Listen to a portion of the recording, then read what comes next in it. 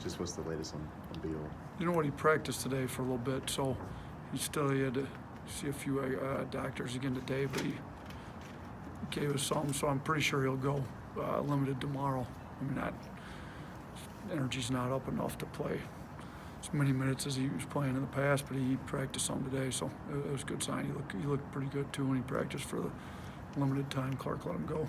You've done a couple of days now to kind of game plan around Herb's injury. How much does that now change what you're trying to do out there? How much not having them, especially when you are trying to put together a game plan? Yeah, I mean, it's more, offensively, Reese probably has to play a little bit more at the 4, less at the 5, which means Galen and JD get more minutes. So, we actually had both in together for a little bit there against Arkansas, so we kind of have to have a small package of plays where the two of those guys can maybe play together. If Beadle's back, probably don't have to do that as much with those minutes. But, I mean, we're not changing a whole lot up. I mean, other guys got to step up. I think Petty had a great practice today. He's kind of got to take over that big wing. Kind of, if we play small, he's going to have to play the 4. And he, get back, rebounding the ball. And he's been rebounding it pretty well here lately. But I think Petty can be a guy that takes up a lot of that. And then other guys like, we were putting Petty and Herb on the 2 best wings. So a lot of times we were putting Petty on the best wing and letting Herb kind of roam. So now, Shackelford may have to go to guarding their best wing and Petty guarding the 4, or let Petty do some of the roaming and cover up everybody's mistakes. So, but yeah, I mean, it's not making huge drastic changes, but yeah, we're definitely going to miss his play on both sides. Sorry. How do you keep the team, from seeing all these injuries, it seems like there's one after another. How do you keep them from losing?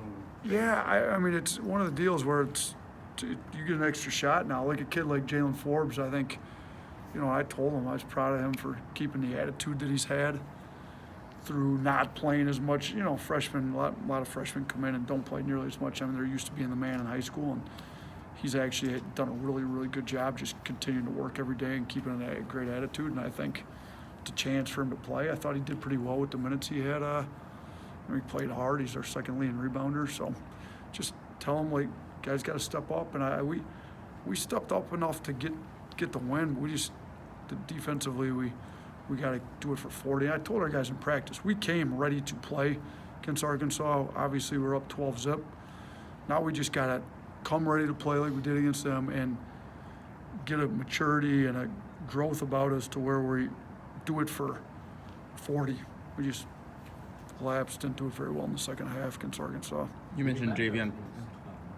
Tennessee is a lot different than Arkansas. Arkansas can go 5 yards and come back and try and guard somebody. How different is Tennessee?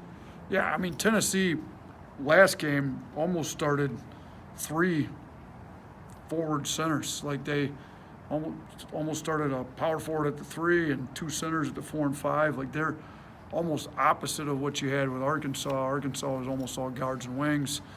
Tennessee has 2 guards, a couple wings, and the rest are big. So it's back to where rebounding is going to be huge. Can we rebound?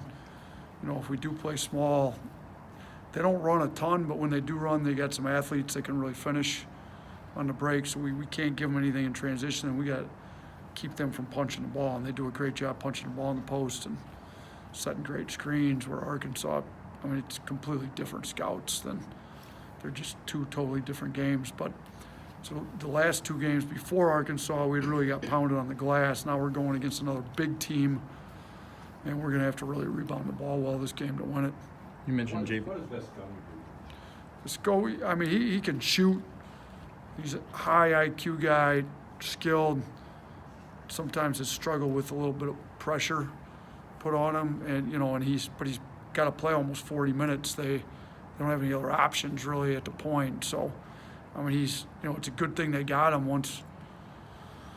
They lost their starting point guard from last year. So essentially, they've lost all 5 starters. So if they didn't have him, they'd be in some real trouble. So, I mean, he kind of studies them and makes open shots. He's just gets them under control and gets them in their offense. They're a team that's much more, they have to run their offense. They're not playing a lot of ad-lib basketball. They're actually running their offense, every time down the floor. Let's do a couple more questions, guys. You mentioned Jaylen Diaz as someone that's got to step up. What have you seen from him? Just the growth he's shown, and then what are you looking for? What are you looking for from him? Yeah, the growth he's showing, he just continues to get better. He's in the gym a lot. He wants to get better. You can tell this means a lot to him. He's always up wanting to study film. I went through all of his minutes with him from the LSU game, going before the Arkansas game. So in that sense, he's studying the game, working on his game, trying to get better.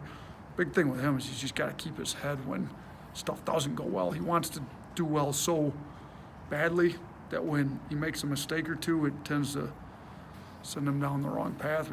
People make mistakes, like move on, play hard, go to the next play. That's where he's got to get better at. So it's not, and schematic-wise in the course of it, he's got to rebound it a little bit more.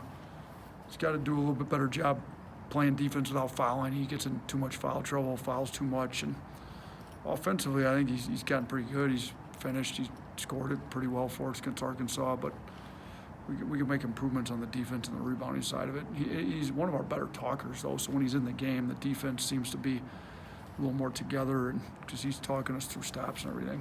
You mentioned that was something after the last game. You made a point that you're going to miss with her, the on-field or on-court kind of voice, that guy that everybody kind of listens to and responds. How much you needing JP and Kyra as the point guard to really kind of maybe lift that part of their game up a little bit? Yeah, we need it, and I thought JP was really good today. He talked through everything. He was talking to guys. His voice was loud. It was active. He's got a high IQ. So, I anticipate JP really stepping up in that regard. On the offensive end, the fact that Kyra's the point guard, that's where we need him to be a lot more vocal. So, defensively, I think JP needs to step up and did in practice today, and I think he will in the game tomorrow too. And JD's talking. I thought Galen's talk was a lot better. So, they've all done that a little bit. Reese has been pretty good on the defensive end here lately. But yeah, Kyra is not the rah-rah vocal type of guy, but he is our point guard and needs to be our leader on offense. And sometimes just to get guys in the right spots, just needs to be a little bit more vocal with that. So we're anticipating he does that. And I think he knows the importance of him running the team. All right. Thank you, guys.